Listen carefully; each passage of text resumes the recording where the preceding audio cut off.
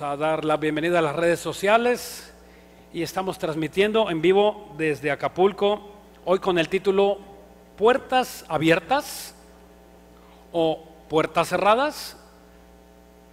Es el título.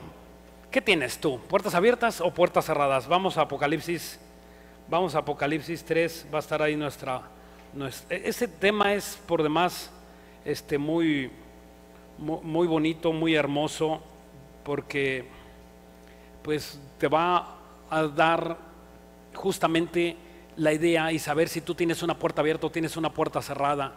Ese es importantísimo entender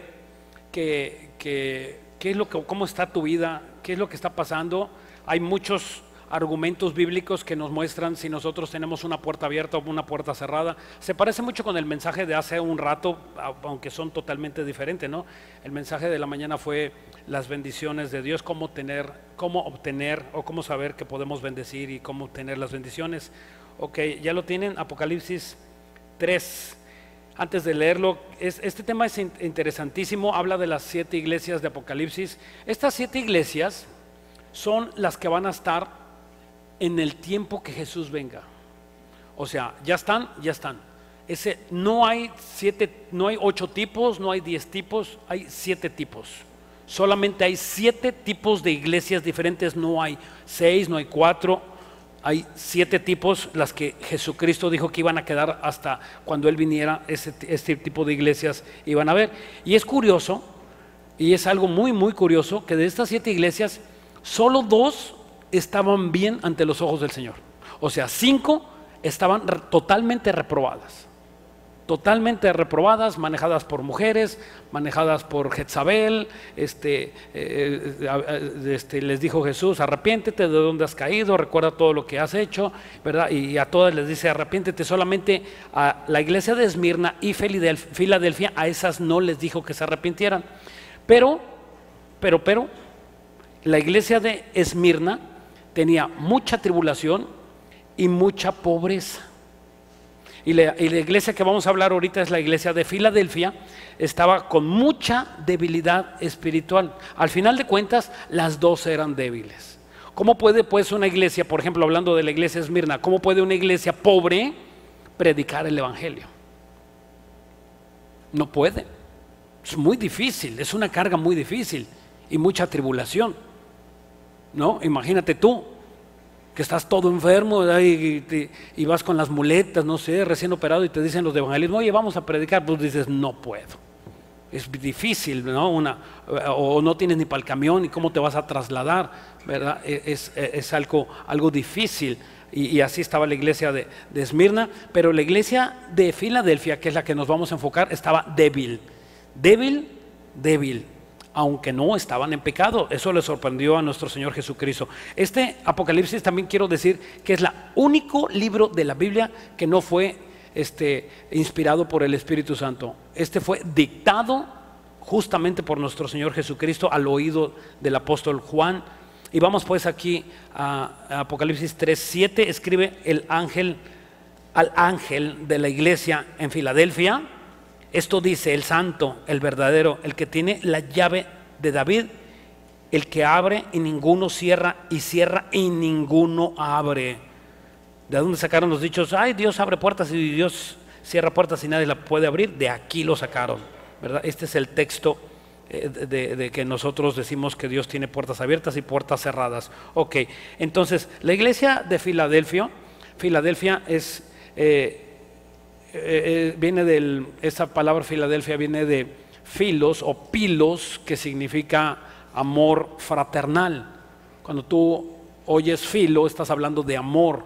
Y esta iglesia, eso es lo que significaba, tenían un amor fraternal. El nombre cambió cuando fueron invadidos por los otomanos, ¿verdad? Acuérdense que el pueblo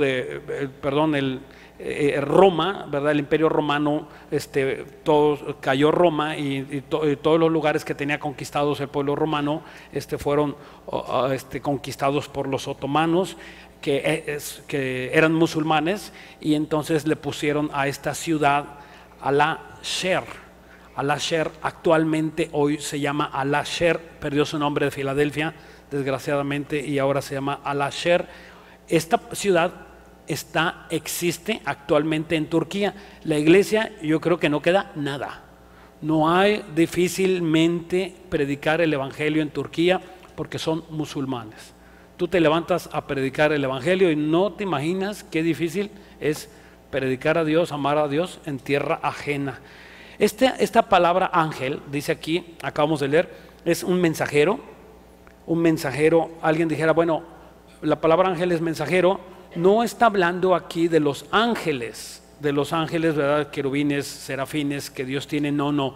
Aquí un ángel, ¿por qué sabemos que es un ángel, es una persona? Porque los ángeles nunca se les ha dado la encomienda de estar al frente de las congregaciones. Los ángeles son ángeles ministradores que ministran, ayudan, ¿verdad? Puedes tú poncharte un carro y estás ahí en la carretera y puedes acercarse a un ángel y ayudarte, cambiar la llanta, y tú ni cuenta te diste y era un ángel que te ayudó. Dios hace este tipo de cosas, ¿verdad? O te cuida en el camino, vas sola ahí, ¿verdad? Y hay unos violadores, hay unos locos, ¿verdad? Y tienen malos pensamientos y tú no sabes, hay ángeles que te acompañan y te van resguardando de muchas cosas. Ok, entonces aquí queda claro que este ángel era el pastor. A todas las 7 iglesias Dios se dirige al ángel de la iglesia, al pastor. Y es importante, es muy interesante que al dirigir estas cartas a los pastores, entendamos que hay pastores corruptos, y hay de 2 tipos de corrupción dentro de los pastores, del liderazgo de los pastores. Hay pastores que conscientemente saben que están mal y siguen predicando las mentiras. Y hay quienes son lobos, que les interesa nada más el dinero. Hay de 2 tipos. Estos, ¿verdad?, pervertidos que saben que tienen que predicar la palabra de Dios y no predican mensajes ligeritos para que nadie se ofenda. No vamos a hablar tanto del pecado. Yo conozco unas iglesias aquí que dicen no hay que hablar de Apocalipsis, no, porque la familia fulana de tal se espanta y aquellos no te imaginas, ¿verdad? Entonces no quieren predicar la verdad, y esos un día Dios los va a encarar y les va a confrontar porque no predicaron la verdad. Y si ofende, que ofenda. Muchas personas vienen y me preguntan a mí, ¿verdad? Y yo sabiendo la verdad, y digo, híjole, ¿quién sabe qué va a decir ahorita que le diga lo que dice la Biblia?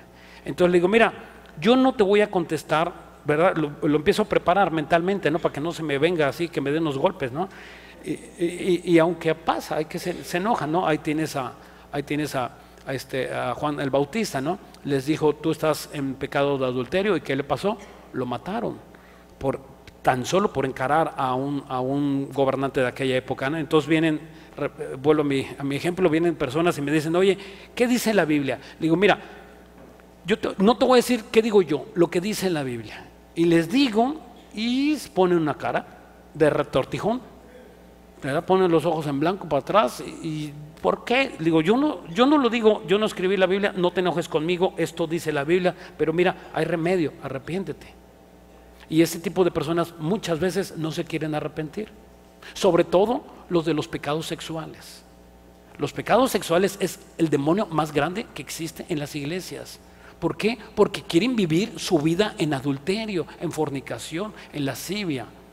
Es el pecado número 1 dentro de las congregaciones.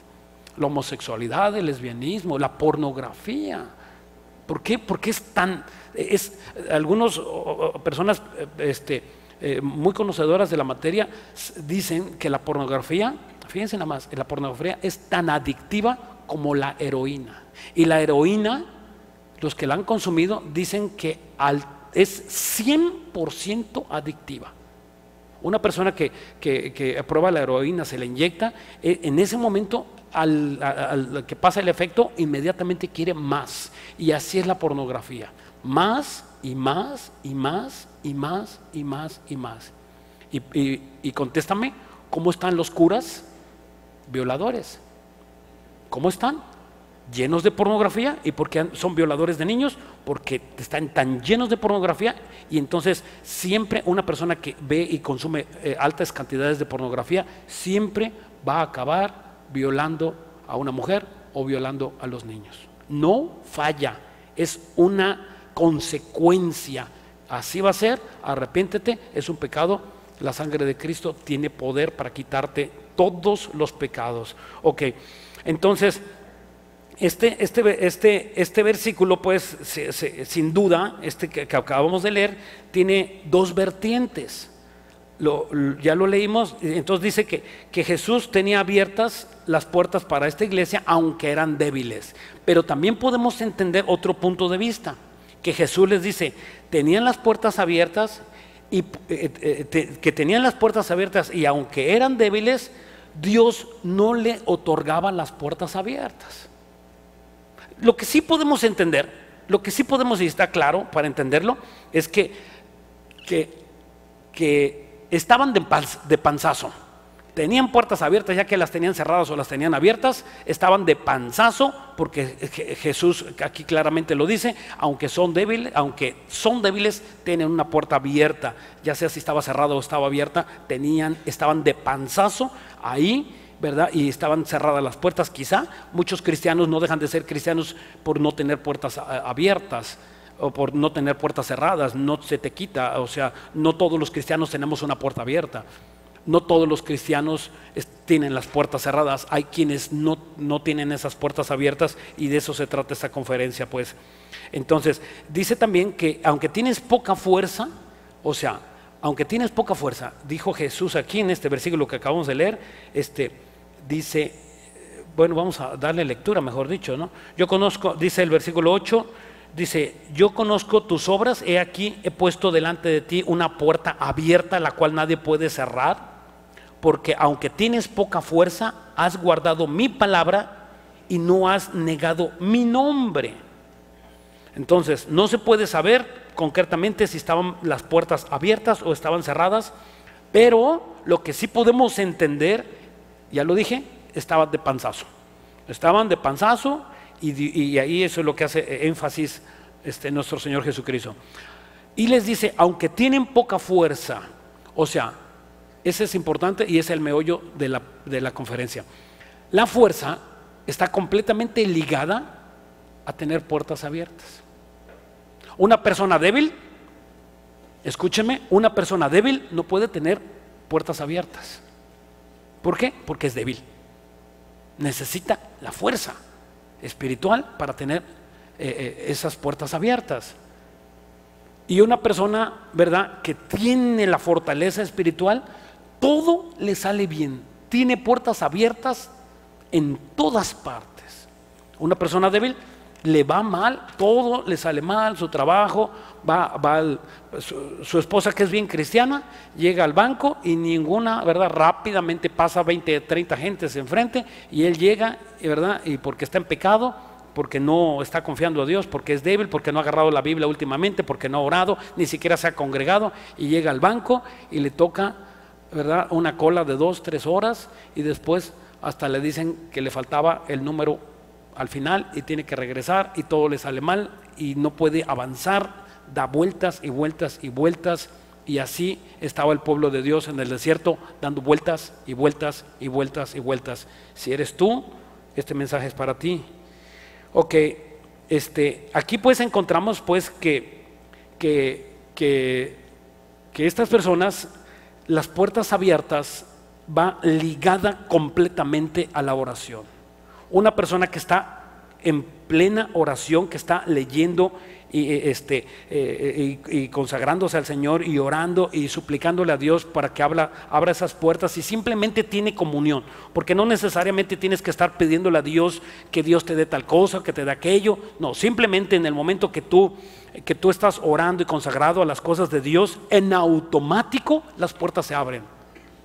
No tienes ni siquiera que pedir a Dios que te ayude en tales cosas, porque no lo sabes qué va a suceder en la tarde o en la mañana o el día siguiente. No lo sabemos, pero una persona que tiene comunión con Dios inmediatamente empieza a saber cómo se abren las puertas de todo donde tú estás. Hay personas que les va muy bien.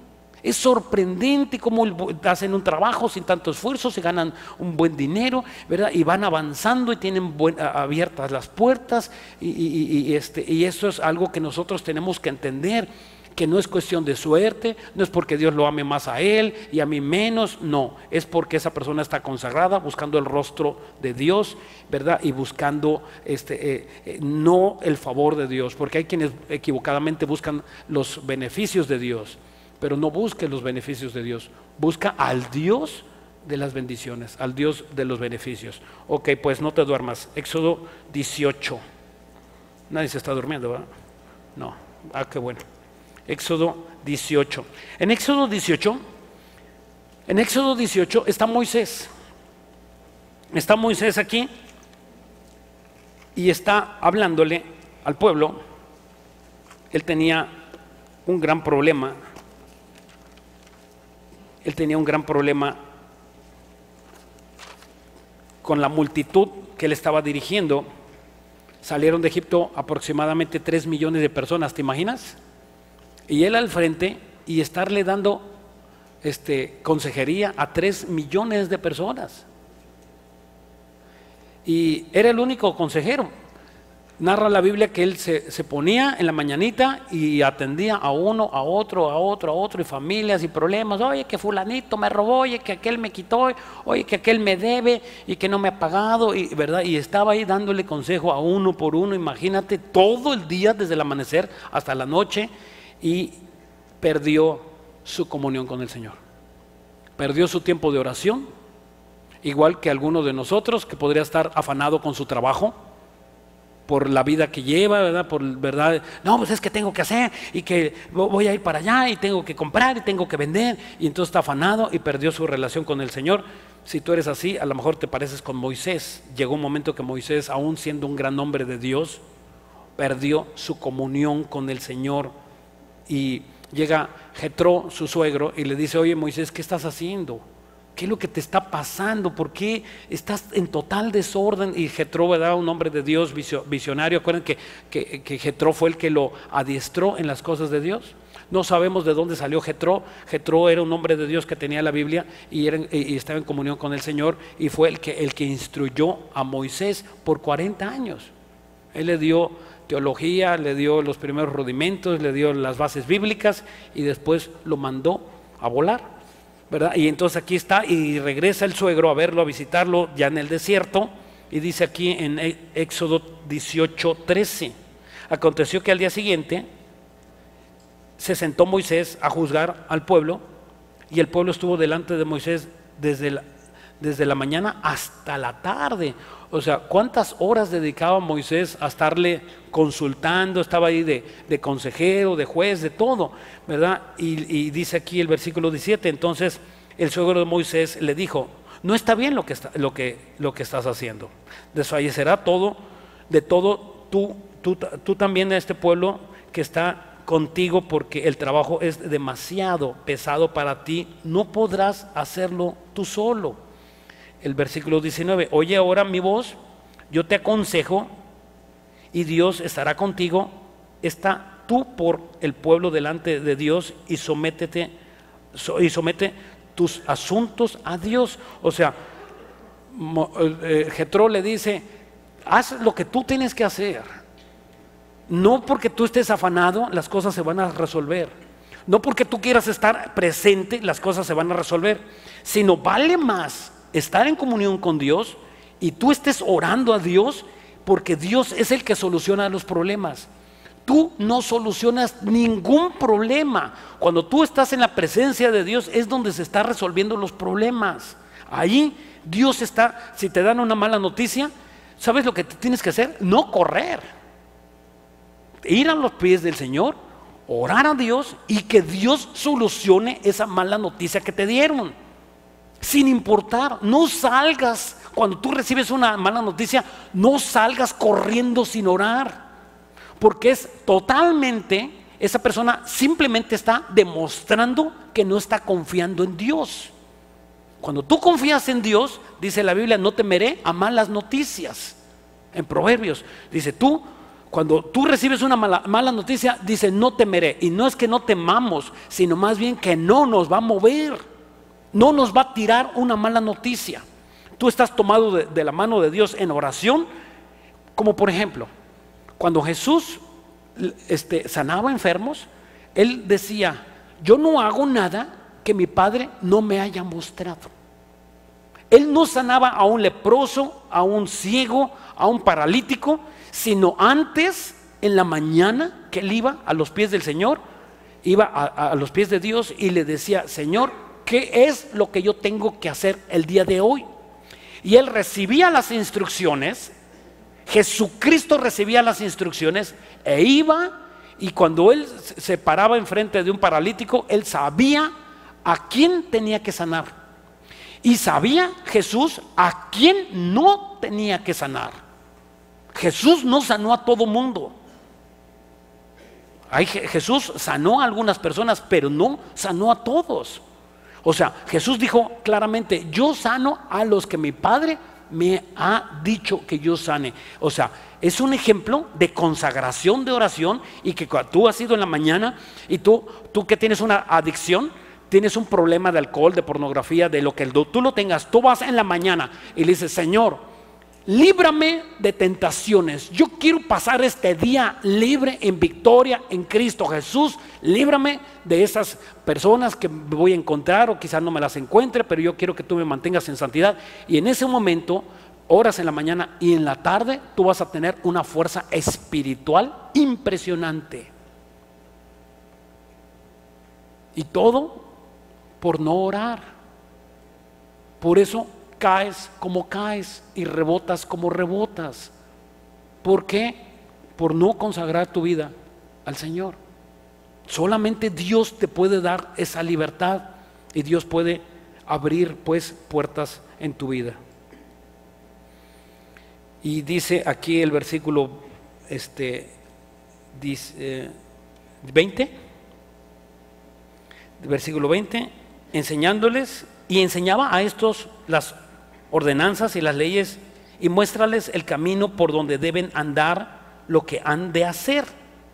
Además, escoge tú, le está hablando Jetro, de entre todo el pueblo varones de virtud, temerosos de Dios, varones de verdad, que aborrezcan la avaricia. Ponlos sobre el pueblo, pon jefes de millares y de centenas y de cincuentenas y de 10. O sea, ahí le está diciendo que para que tuviera ese trabajo, él tuviera que delegar. No hay más inteligencia que tú delegues. Si tú tienes un ministerio y andas para arriba y para abajo, y si tú no delegas, entonces tú eres el hombre orquesta. Si tú tienes una empresa y tú haces todo y no delegas, eres el hombre orquesta. Si tú, ¿verdad? Hoy pastores, desgraciadamente, que son el hombre orquesta. El pastor toca el piano, el pastor canta, el pastor predica, el pastor bautiza, el pastor recoge los diezmos. El pastor es todo. Y eso no puede ser.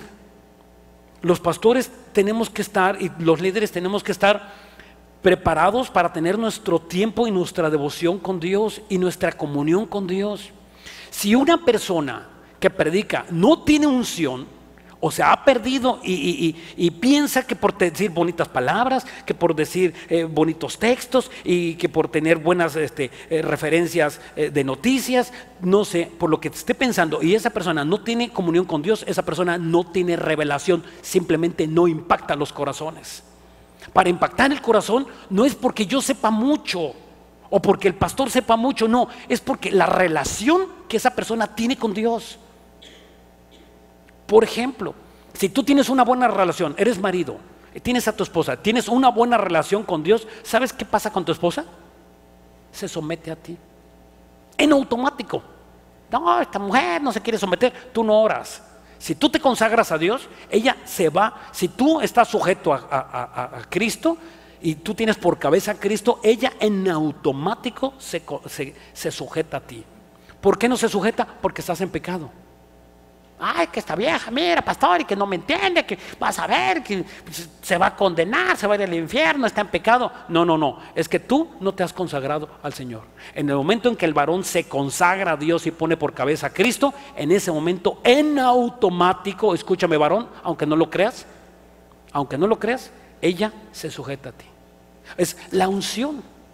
Esa es la unción que debemos de tener los varones para que nosotros podamos predicar y afectar a las personas que nos están oyendo. No porque sepas Biblia, seas un teólogo y o sepas mucha Biblia, o te sepas muchos versículos de memoria. No, es la comunión que tú tengas con el Señor. El filo, le digo yo, la navaja corta cuando tú estás en comunión con el Señor. No va a venir, ¿verdad? Cuando tú predicas no va a haber ni siquiera reacción ni cambio en las personas. Necesitamos, por ejemplo, para que fluya la alabanza, tiene que haber santidad, tiene que haber comunión con el Señor. Para que los edecanes te estén recibiendo allá atrás y te pongan una cara bonita, tiene que haber una comunión con el Señor. Para que las maestras, en vez de enseñar, gritar, niños, siéntense, ¿verdad? Ya en la escuela dominical ya me imagino, ¿no? Ha de ser el inframundo, ¿no? 120 niños allá atrás, ¿te imaginas? Yo ni siquiera me quiero acercar porque pienso que también me van a crucificar, ¿no? Y van a agarrar, ¡ay, viene el pastor, agárrenlo todos los niños!, ¿no? No, pues, ni Dios lo quiera. Entonces, para soportar a esos niños, ¿sabes qué necesitas? Unción. Para soportar las tentaciones que te hacen en tu trabajo para que robes y las pretensiones que te hace tu jefe para que te vayas a tomar un café con él, tienes que estar consagrada al Señor. Tienes que estar metida en las cosas de Dios. Porque si no, vas a tropezar, vas a caer. Y a lo mejor es cuestión de tiempo. A lo mejor tú no has caído porque no se te ha presentado la oportunidad y no has robado esos millones de pesos que lo tienes ya el robo en tu mente y simplemente no se te ha permitido.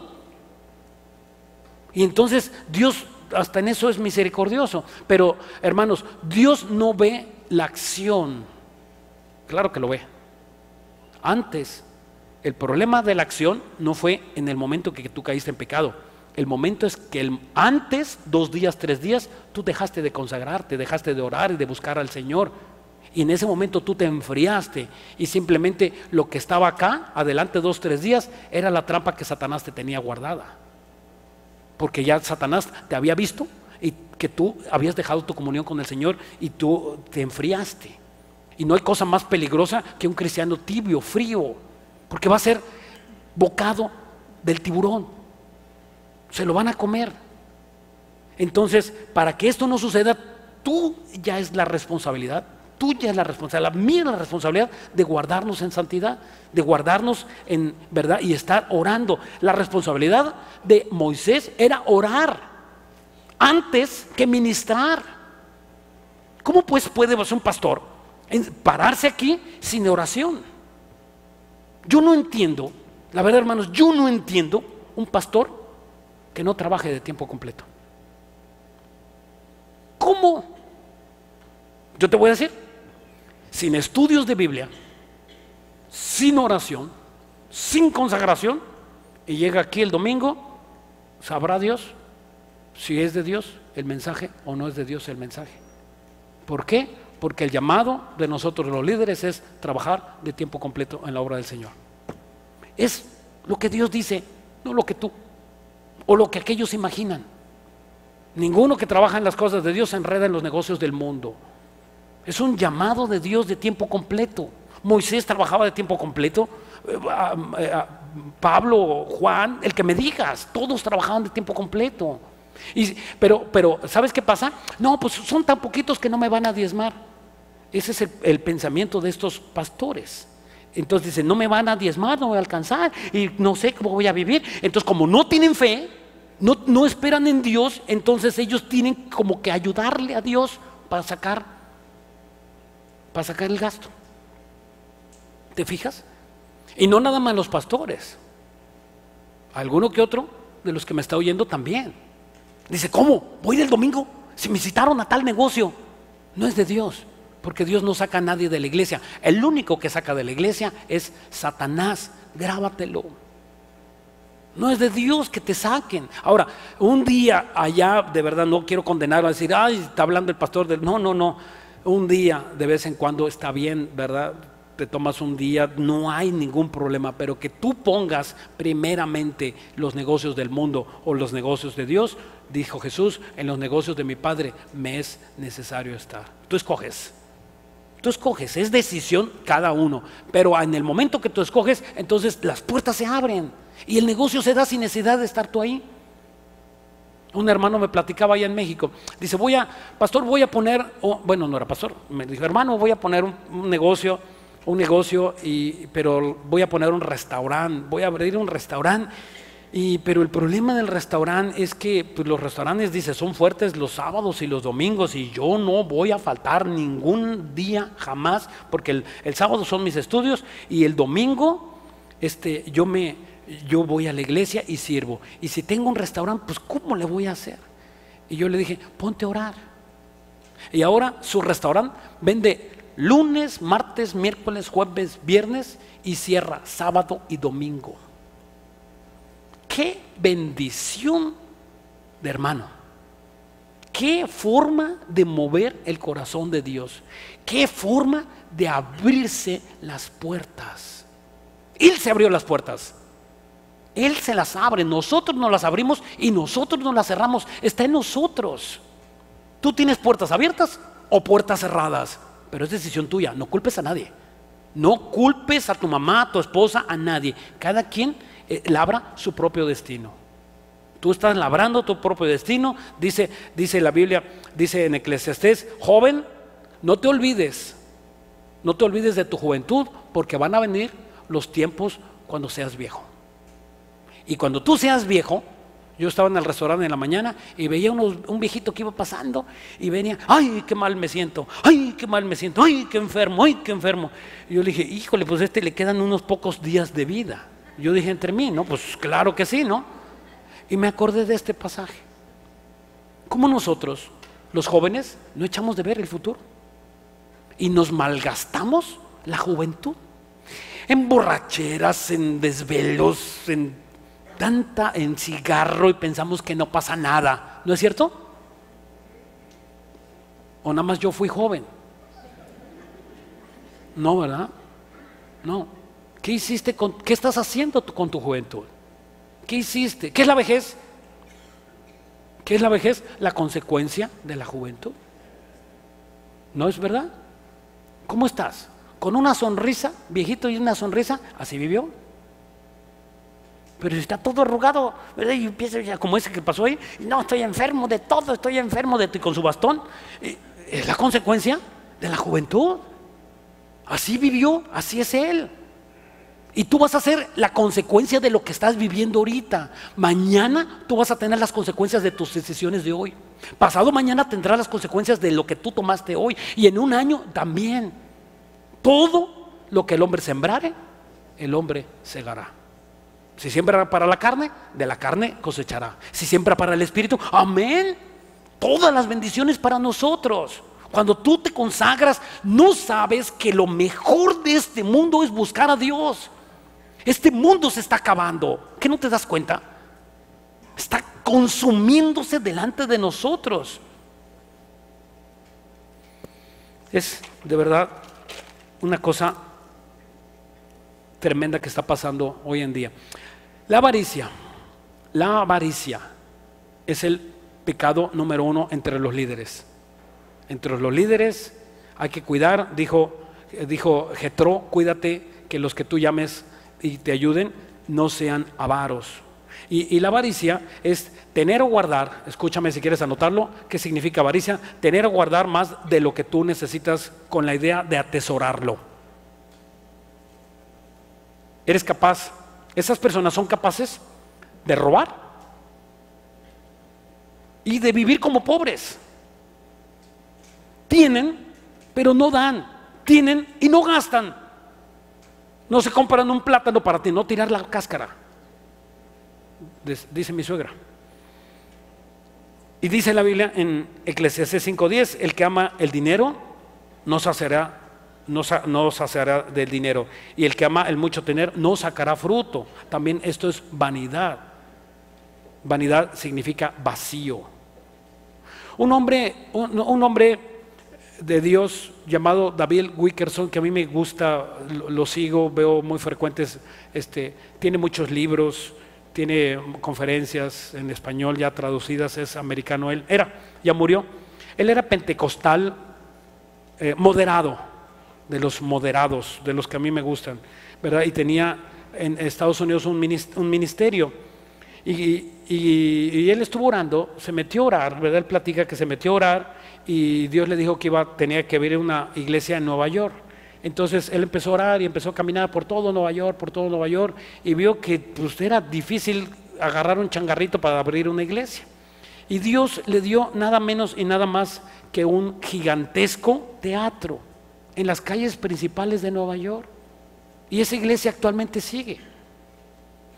Y narra él que siempre, narra él o platicaba que siempre líderes jóvenes se le acercaban y le decían, hermano David Wickerson, queremos que nos diga qué es lo más difícil en la iglesia, qué es el ministerio más difícil.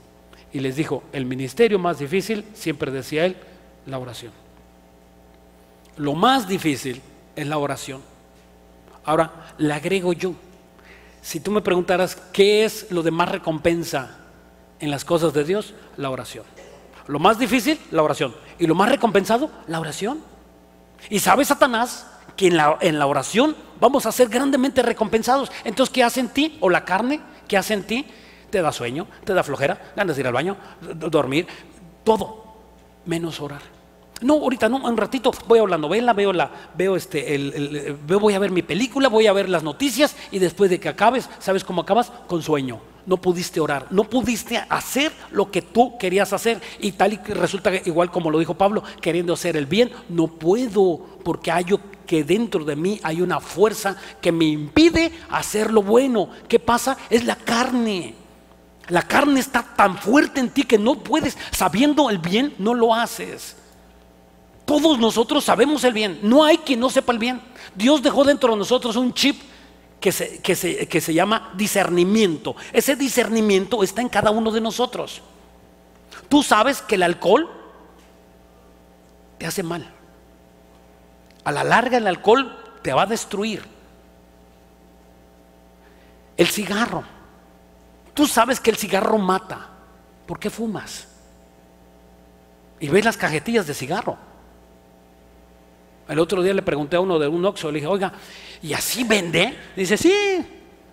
Nada más me dice, mándame, dice, nada más la gente dice, dame una de las cajetillas que no tenga tan fea las imágenes. Y digo, ¿y así se lo fuman? Dice, así se lo fuman. Hay otros que las vacían ahí y se los llevan en la mano para no estar viendo. Ellos saben, tú sabes lo que es malo. Sabemos que la pornografía es mala. Sabemos que te está destruyendo. El alcohol, la no consagrarte, no orar, es grave delante de los ojos de Dios. Y todo esto tiene las puertas cerradas en tu vida. Aunque tengas mucho dinero, aunque tengas mucho éxito en un negocio, aunque no te interese el dinero, vaya. Aunque no te interese, digas, ay, yo vivo bien con mi sueldito, mi pensión, pero ¿de qué sirve vivir como vives? Sufrir como tú sufres. ¿Cuál es el caso? ¿Cuál es el caso? ¿Qué recompensa va a haber? Muchos recién convertidos dicen, ay, yo quiero una casa, quiero casarme, quiero dinero, quiero un trabajo, y quiero, ¿verdad?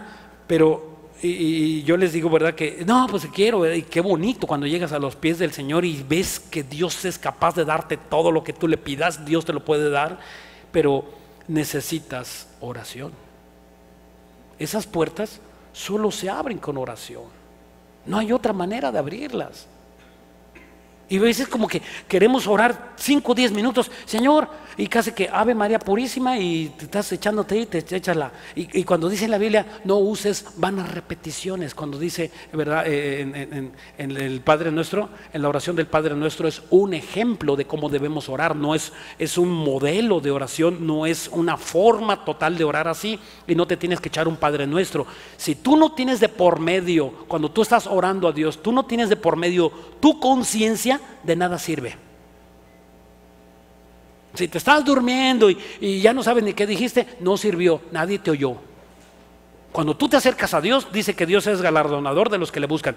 Tú te acercas a Dios y es como te acercaras a un hermano y le estás diciendo, oye, fíjate que necesito, fíjate que quiero que me ayudes, ¿qué te parece si hacemos esto, otro? O sea, así como hablas con una persona, así tienes que hablar con Dios.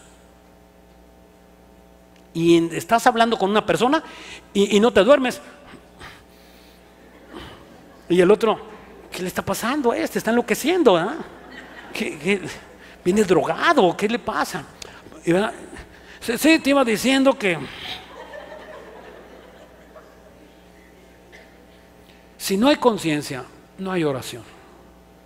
No existe oración sin conciencia. Y hay otros hermanos peor, porque ya son maduritos. Escúchenme, hermanos maduros. Señor, en el nombre de Cristo Jesús, Jesús, tú eres bueno, Jesús, eres amable, Jesús. Y le dicen 1000 veces Jesús en sus oraciones. Imagínate que alguien se acerca conmigo. Oye, Gustavo. No, pues fíjate, Gustavo. Oye, Gustavo. No, pues que Gustavo.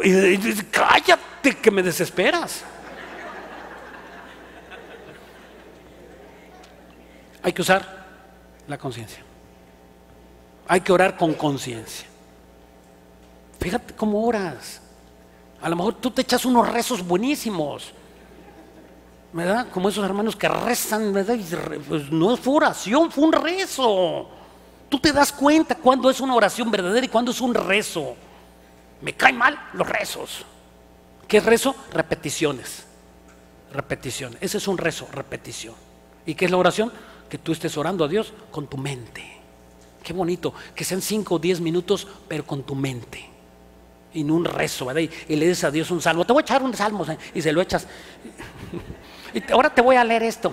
Es como si estuviera necesitado Él de nuestras palabras, ¿no? O sea, no, por favor. A ver, Señor, ¿qué tienes que decirme? A ver, Señor, dime, ¿qué me tienes que decir? Y te lo quedas. Ay, no, esto no, está muy feo. Así somos. Para acercarse a Dios tienes que acercarte con conciencia. Y si le vas a dejar a Dios que hable, y va a hablar con la Biblia. Y te va a llevar a un versículo y a otro versículo y a otro versículo. ¿Se fijan que Dios nos ha llevado mucho en el libro de Éxodo? Nos ha llevado, casi hemos estado aquí la iglesia entera. Y yo no formulo mis predicaciones. Yo no digo, ay, ahora voy a predicar esto y esto voy a... No, a veces yo tengo en mi bosquejos varias predicaciones y me resulta, ¿verdad? Y quiero predicar otra cosa. Los que han preparado estudios saben lo que les estoy diciendo. Y me resulta que tengo que predicar y otra vez vuelvo al libro de Éxodo. O sea, ¿y saben por qué creo que el libro de Éxodo habla de la partida? Habla de que ya nos vamos. Eso está que se cose. Eso está desbordándose de todos los sentidos humanos que te puedas imaginar. Colosenses 4:3.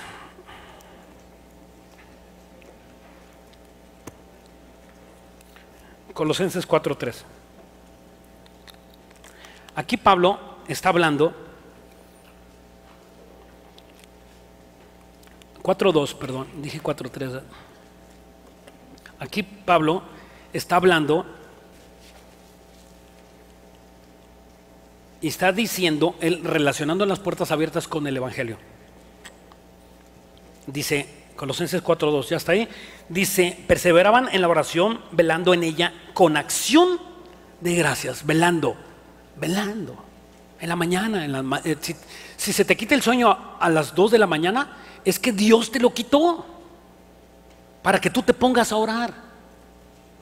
No es que hayas tomado mucho café, sino que Dios te trajo a orar. Y cuando tú oras a esa hora, cuando Dios te levanta en la mañana, en la madrugada, tú eres obediente. No tienes idea las instrucciones que Dios tiene para ti. Y dice en Romanos capítulo 12:2 que las bendiciones de Dios son buenas, agradables y perfectas. Esa es la voluntad de Dios. Dios es perfecto en todas las cosas que nos da. Y dice el versículo 3, orando también al mismo tiempo por nosotros, por los líderes, para que el Señor nos abra puertas para la palabra, a fin de dar a conocer el misterio de Cristo, por el cual también estoy preso. O sea, Pablo estaba diciendo que oráramos para que tuviéramos puertas abiertas. Gracias a Dios por Acapulco, por México, que tenemos puertas abiertas para predicar el Evangelio. Gracias a Dios por este lugar que tenemos para predicar libremente. Son puertas abiertas, hermano. Esto es una puerta abierta de parte de Dios. Hay países que tienen puertas cerradas. Hay países donde no se puede predicar la palabra. Justamente así lo dice la Biblia, que habrá tiempos cuando no se pueda predicar la sana doctrina. Van a venir esos tiempos, y lo estamos viendo, que en países como Venezuela, ¿verdad? Que desgraciadamente tú ves las noticias y no ves nada bueno. Ves un dictador que para el mundo es dictador, para unos sí y para otros es un fino personaje. Es una fina persona.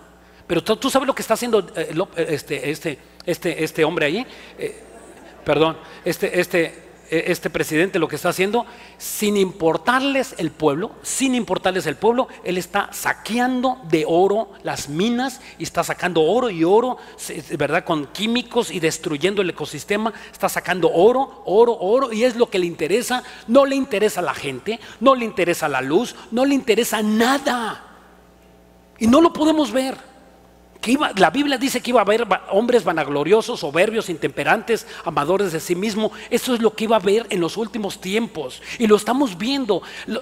A mí me gusta seguir las noticias, y este hombre han dicho que nunca en la historia de la humanidad había habido una crisis como la de Venezuela. Jamás. O sea, estamos en el tiempo del nunca. Y déjame darte otros datos. Se ha disparado exponencialmente las enfermedades como la malaria, la tuberculosis y la difteria. Enfermedades que en otros países como México ya estaban controladas y erradicadas. Brotaron, no por cientos, por miles de personas contagiadas. Eso es lo que está pasando en Venezuela. Y nosotros estamos inmunes, como que no pasa nada. Aquí Acapulco, puedes salir a la playa, ganas tu dinero. Estamos viviendo los últimos tiempos, tal y como lo dijo el Señor. Está pasando esto ante nuestros ojos. La iglesia está a punto de ser arrebatada. Estamos a punto, porque así lo dijo el Señor, que habría este tipo de cosas, enfermedades, pestes, hombres soberbios, vanagloriosos, tal y como describe nuestro Señor Jesucristo. Esos tiempos está sucediendo. No podemos estar sin oración, no podemos estar consagrados a nuestros trabajos. Tenemos que estar consagrados a las cosas de Dios. Es impresionante, ¿verdad?, ver que ahora lo que se predica, tú le pones una predicación, ya sea en las redes sociales, y tú vas a oír una conferencia y predican babosada y media, y ahí lo estás oyendo. Y fulanito de tal, nombres, es que se me levanta la pila. ¿Y qué te levante la pila? Mejor que te baje la pila para que te pongas a orar. ¿Qué es eso de que me levanta la pila? O sea, que te levantan la pila. ¿Sabes qué? Tú la única forma donde tienes que entender que necesitas ir, es ir a orar a la presencia del Señor y declararte débil. Y cuando tú sabes que eres débil, vas a la presencia de Dios y que Él te cargue la pila, no que un sermón, no que un mensaje. El mensaje nos tiene que humillar. El mensaje tiene que hacer efecto en nosotros, es una radiografía que Dios saca en nosotros para hacernos saber que somos pecadores, que no hay ni uno bueno en este lugar, que el único bueno es Jesucristo, y Él murió en la cruz.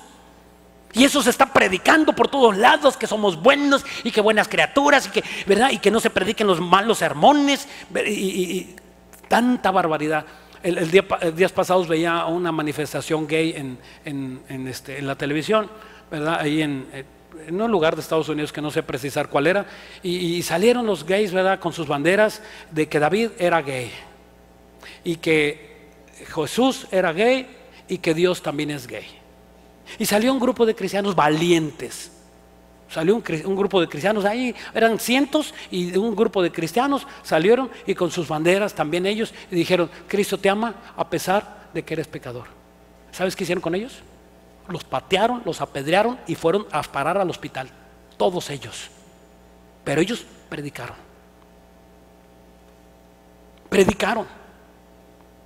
Y tú no te atreves.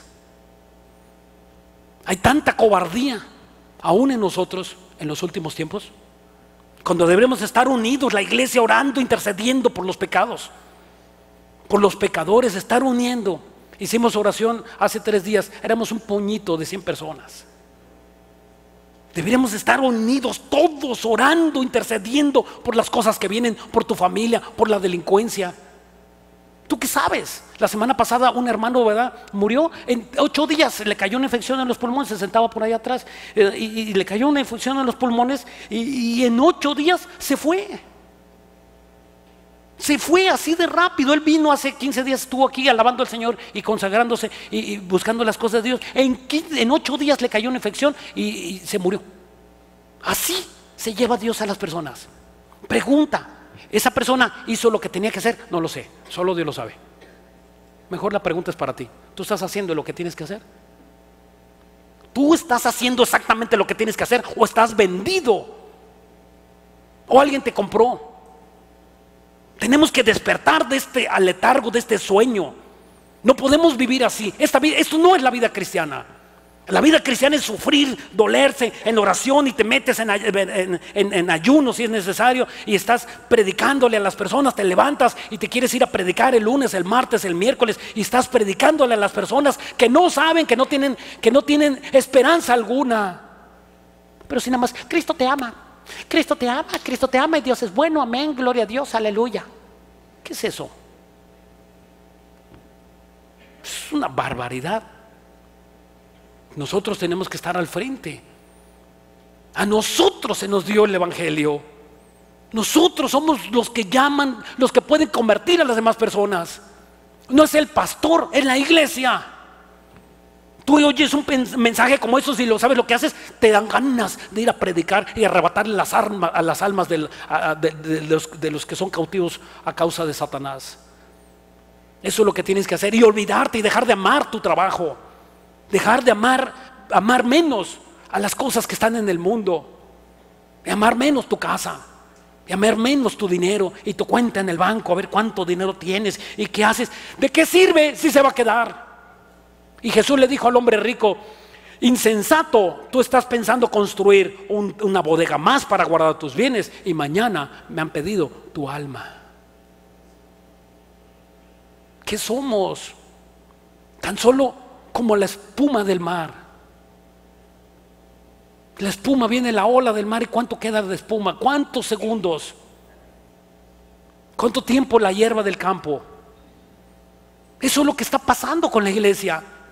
Y cuando seamos arrebatados y vayamos a la presencia de Dios, ¿cómo pasaste? Tenías puertas abiertas y Dios te va a decir: yo te puse puertas abiertas y tú nunca quisiste consagrarte, nunca quisiste buscar las cosas mías.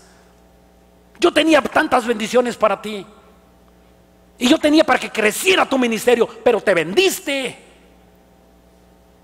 Y nos vendemos, se venden los ministerios, se venden los pastores, se venden los de la alabanza, podemos vendernos.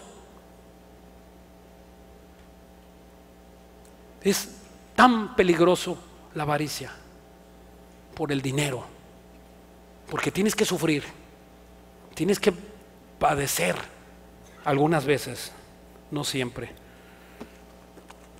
Efesios 6:10.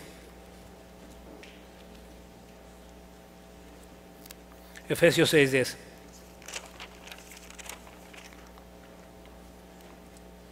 ¿Cómo se obtiene esa fuerza espiritual? ¿Cómo vamos a obtener esa fuerza espiritual? Es fácil, en oración. Acuérdense que la iglesia Filadelfia no tenía fuerza y tenía pocas puertas abiertas o nulas puertas abiertas. Dice aquí: por lo demás, hermanos míos, fortalecernos en el Señor y en el poder de su, ¿cómo dice? La fuerza del pastor, de la fuerza de los hermanos de oración, de la fuerza de los de la alabanza. ¿De quién? De la fuerza del Señor. Es una fuerza delegada por Dios. Yo no tengo fuerza, y como yo sé que no tengo fuerza, yo tengo que ir a quien me da la fuerza. La fuerza es de Él, no mía. Y entonces cuando yo tengo esa fuerza, cuando yo tengo ese poder de Dios delegado por Dios, entonces yo puedo acercarme a Dios y recibir, para que yo no me vanaglorie y yo me ponga soberbio. Entonces yo ya estoy humillado a la presencia de Dios y Dios me dio ese poder. Entonces Dios va a abrir puertas en mí y yo no voy a decir: ay, mira cómo soy, mira cuán qué importante soy para que Dios me haya abierto esa puerta. Dios jamás abre puertas a soberbios. Dios abre puertas a humildes. Por eso tú tienes que ser humilde, buscar a Dios. Si tú decides humillarte, Dios te exalta. Y si tú decides exaltarte, Él te humilla. ¿Qué prefieres? Y dice aquí, vestidos pues de la armadura de Dios para que podáis estar firmes contra las acechanzas del diablo. Y dice aquí el versículo porque no 12, porque no tenemos lucha contra carne y sangre, sino contra principados, contra potestades, gobernadores de las tinieblas de este siglo, contra huestes espirituales de maldad de las regiones celestes. Y dice el 13, por tanto, tomad toda la armadura de Dios para que podáis resistir el día malo y habiendo acabado estéis firmes. Y da una lista de la armadura de Dios. Dice, ceñir los lomos con la verdad. La verdad es la verdad. Que tú seas capaz de hablar con la verdad, sea cual sea, hables con la verdad. Nosotros los cristianos no podemos mentir. Cuando alguien viene y te pregunta, oye, pasó esto así, y tú por la verdad digas la verdad. Y que la verdad no es hablar una mentira o una verdad. No, la verdad es Jesucristo. Cuando yo honro mis palabras y digo verdad, yo estoy honrando a mi Salvador. Y dice, con la coraza de justicia, es otra de la armadura, de revestidos de justicia de Cristo, dice en Romanos 5:1. O sea, saber quién eres. Cuando tú sabes quién eres en Cristo, tú te mueves con poder. Ay, no sé, que no sé a dónde voy, qué voy a hacer, pasar de mí. Yo no sé si me van a secuestrar. Y no, mejor yo no voy, porque qué tal si nos ofenden. Y a mí si me ofenden, yo no me aguanto, ¿eh? Si alguien me dice algo, yo contesto. Ese no sabe quién es. Ese no sabe quién es. El cristiano sabe quién es. El cristiano sabe de dónde salió, de dónde éramos, que éramos como el charco del agua puerca. Dios nos sacó y ahora nosotros sabemos y nos sabemos rescatados. ¿Tú te sabes rescatado? ¿Tú te sabes rescatado? Y hay personas que no se saben rescatados porque no saben, no se les ha ministrado el perdón, o ellos no han entendido el perdón. Ellos piensan que Dios tienen que sufrir como no sé cuántos meses o días o semanas. Y eso no es el evangelio. ¿Qué le dijo Jesús a la mujer prostituta? ¿Dónde están los que te buscaban? Yo no te acuso, levántate. ¿Cuánto tiempo duró en perdonarla? Segundos. Eso es lo que tarda Dios en perdonarte cuando tú le pides perdón. Segundos. ¿Y cómo te levantas? Limpio. Ya no hay nadie que te acuse. Ya no tienes que caminar así. Ay, hermano, es que hace 15 días cometí el pecado más feo de mi vida. Y no, hombre, vieras de ver, golpeé a fulano de tal, a mi esposo, y hasta le eché veneno ahí en la comida. Ya me arrepentí, pero vieras de ver, no, o sea, ese no es una persona que está arrepentida.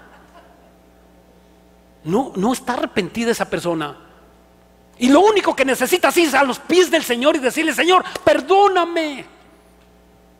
Aunque hayas hecho lo que hayas hecho, Dios te perdona y te levanta, y te levantas limpio. Y lo que Dios limpia, nadie lo ensucia. Y ese es el perdón de Dios. Tomar el escudo de la fe. Hay personas que no tienen ese escudo. Cuando tú bajas, lo peor de un cristiano que tiene su escudo y lo bajes, ¿sabes qué pasa? Que Satanás, eres blanco de Satanás. No puedes bajar el escudo de la fe. El escudo de la fe se mantiene con la Biblia, o memorizando versículos y en oración. Si tú no memorizas versículos bíblicos y no estás en oración, tu escudo ni lo traes. La sangre de Cristo me cubra. Ese es tu escudo. ¿Me expliqué? No, la sangre de Cristo no te cubre, te limpió.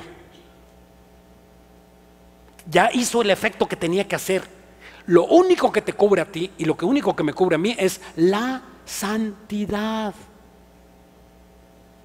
Solamente la santidad. Cuando tú estás en santidad, los demonios no se acercan. Cuando tú estás en pecado, los demonios te quieren hacer carnitas.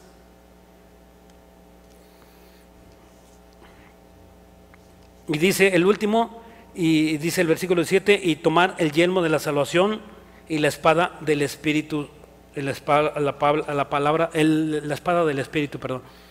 O sea, ¿qué es la espada del Espíritu? Esta palabra a mí me encanta mucho, me gusta mucho, porque es la palabra machaira. El machaira era una espada pequeña, no era una espada larga, porque dibujan la armadura del cristiano y lo pintan siempre con una espadota. Y nosotros no tenemos esa espadota. El único que tiene esa espadota es Jesucristo.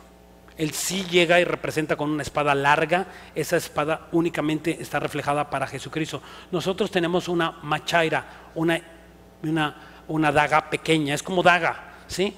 Entonces, ¿qué haces con esa daga? Te la guardas. Pero cuando vas a evangelizar, ¿qué haces? La sacas y toma y le picas. ¿Y sabes qué es eso? Es la palabra de Dios. ¿Sabes qué? Cristo te ama, ándele. Y Cristo te perdona, y Cristo quiere hacer las paces contigo. Lo estás bombardeando de palabras. Y Cristo murió por ti y se levantó de los muertos. Y Cristo quiere darte la vida eterna. Y para que no vayas al infierno. Y tú lo estás bombardeando, le estás picando con la machaira espiritual. No, ese pastor, ya me compré mi machaira. No es textual, ¿verdad? Vaya a salir ahí con la machaira, ¿verdad? Ya tenemos ahí algunos cuantos allá ¿verdad? Que están medios chiflados y traen sus... No, la machaira es espiritual, la palabra de Dios. Cuánta Biblia sepas y que la sepas usar y que no golpees. No se trata de golpear y humillar a las personas, pero se trata, mira, la habilidad de predicar la palabra es la habilidad de hablar con amor, pero decir la verdad. Esa es la habilidad que debemos de tener, y solamente lo puedes lograr cuando estás lleno del Espíritu Santo. Cuando no tienes el Espíritu Santo, ¿sabes qué vas a hacer? Ofenderlos. Sinvergüenza, arrepiéntete de tu pecado, te vas a condenar, te vas a ir al infierno. Yo así estaba igual que tú. ¿Tú piensas que eso es una predicación? Eso no es una predicación. Tienes que predicar. El secreto de la predicación es el amor combinado con la confrontación. Y ahí es donde está el resultado.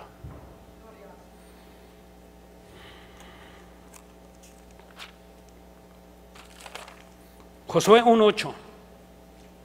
Josué 1:8, y ese es el último que dice Josué 1:8. Nunca se aparte de tu boca este libro de la ley, sino que de día y de noche meditarás en él, para que guardes y hagas conforme a todo lo que está escrito, porque entonces harás prosperar tu camino y todo, ¿cómo dice? Y todo, más o menos algunas cosas.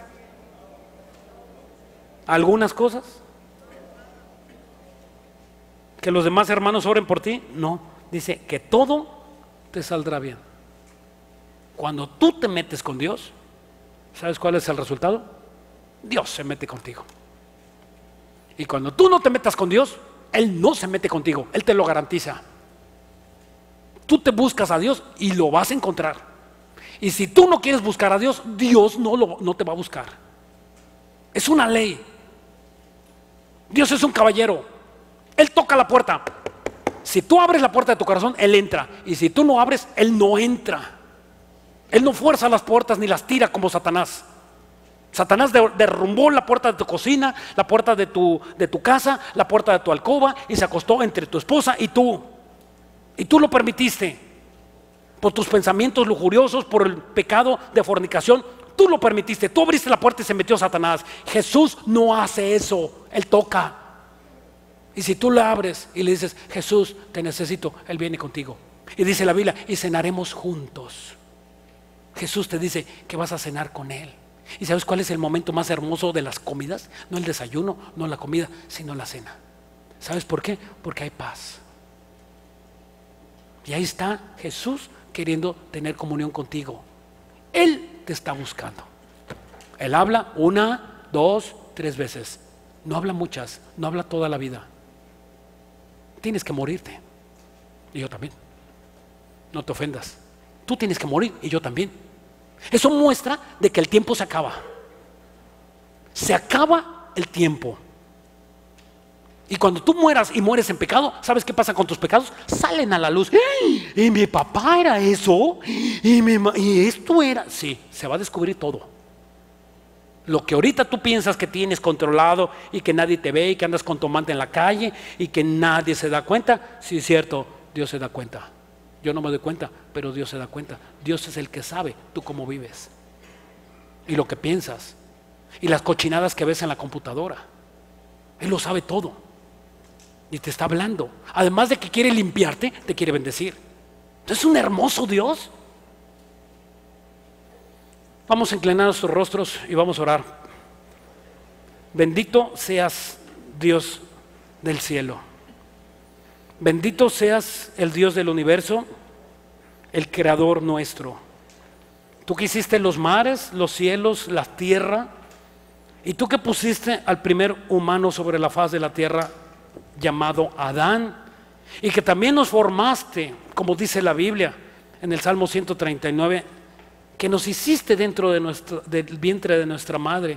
Ahí, en lo más íntimo, tú nos tejiste, nos pusiste el color de nuestros ojos, nos pusiste el color de nuestros cabellos, estatura, color de piel. Tú nos formaste. Y dice la Biblia que hiciste de nosotros una obra hermosa. Cuando acabaste de vernos, de formarnos, perdón, tú dijiste: es hermoso, es hermosa. Él hizo cosas buenas en ti. Dice en la Biblia que Dios escribió todo lo que habías de ser. Él no escribió el pecado. Dios no puede hacer lo malo. Tú te corrompiste. Tú te hiciste malo. Yo me hice malo. ¿Quién iba a pensar que un bebé de brazos, de hermoso, que cargó su mamá, que amamantó, íbamos a estar en contra de Dios? Íbamos a tener pecados escondidos. Hoy quiere Dios que le entregues tus pecados. Hoy quiere Dios que te pongas a cuentas con Él, que obedezcas este llamado. Quizá sea la última vez. Quizá Dios no vuelva a hablar a tu vida. O quizás sí. Para muchos, este podría ser el último de sus mensajes, si no te arrepientes. Dile tan solo así: perdóname, perdóname, Dios. He pecado contra ti. No me he arrepentido de a de veras, Señor. Una y otra vez he pecado y vuelvo a caer en lo mismo. Muestra de que tú no te has arrepentido. Dice la Biblia que Dios concede el arrepentimiento cuando tú realmente quieres cambiar, cuando es genuino y lo deseas con todo tu corazón. Dios te concede y te da fortaleza para que no cometas ese pecado habitual. Si hay alguno entre nosotros que ha tenido puertas cerradas siempre, y a lo mejor no tienes a Cristo en tu corazón, Dios está hablando en este momento y te dice que Él quiere abrir las puertas. Dios está hablando en este momento y te dice que Él quiere abrir las puertas. No nada más económicas. Claro que puede Dios bendecirte económicamente, pero también Dios quiere bendecirte con paz. Una paz que sobrepase los entendimientos, que a pesar de las dificultades que tú tengas, tú puedas tener paz en medio de la tormenta. Que tú puedas pasar por entre el fuego y no te quemes, y pasar entre los agua y no te ahogues. Ese es el Dios de la Biblia que te está buscando hoy. Se llama Jesús. Él te está hablando y te está diciendo: no salgas de este lugar como entraste. Entrégame tu corazón, arrepiéntete.